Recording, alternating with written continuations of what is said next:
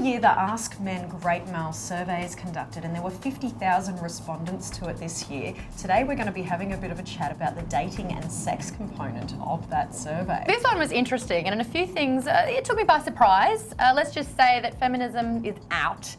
Old traditions, gone. It's all about equality, because we have to pay for half the meal every time. Every time. That's right. The men do not really believe in paying for meals every single time and paying for dates, except the US guys.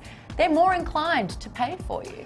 But they are more inclined to cheat. Isn't that funny? I'm starting to think that there's like an ownership thing there. So the US guys are like, well, I bought you dinner, I bought you flowers, I bought all of that for you, so I'm just going to bonk this person and you can't say anything about it. However, in Australia, there was a large proponent of men who didn't want to cheat on their partners because it disagreed with their morals. I thought that was fantastic. The Australians actually really surprised me. Not only did they want to spoil their women a whole lot more, and the gift of choice was actually a surprise trip somewhere. I've never been to Italy, just thought I'd put that out there. But also the best thing is that they gave without wanting anything back. So they didn't feel the need to brag about it to friends, and they also said that the only thing they wanted back from their partner was just for them to be there for them. I thought that was really sweet. Yeah, 50% of guys, however, lie about how many partners they've had. I believe that.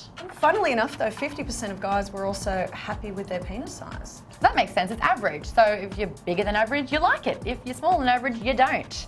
But I think it's probably maybe the guys that have it a little bit smaller, they're the ones lying about their sexual partners, going, hey, it might not be much, but my God, has it been used?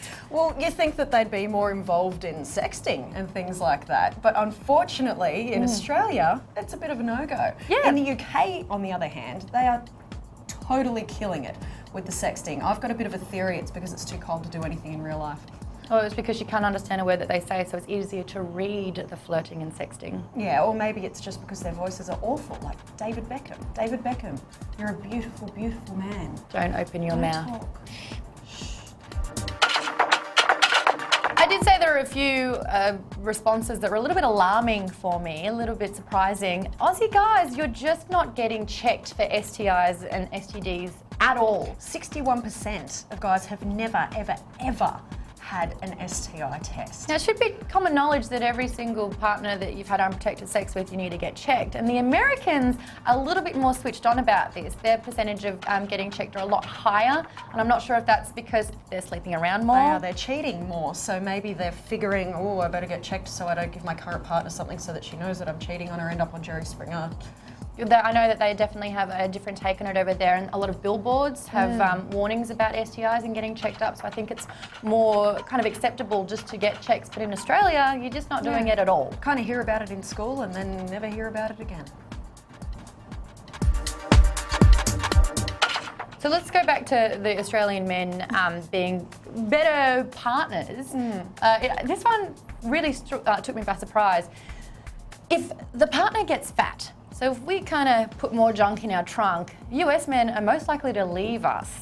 But the Australian guys, they'll turn into our cuddle buddies. They will. And 93% of guys in Australia say that pleasing their woman sexually is really, really important to them. However, 44% of them need a bit of luck to find the G-spot. And also, globally, men think that they can tell when a female is faking it when they orgasm.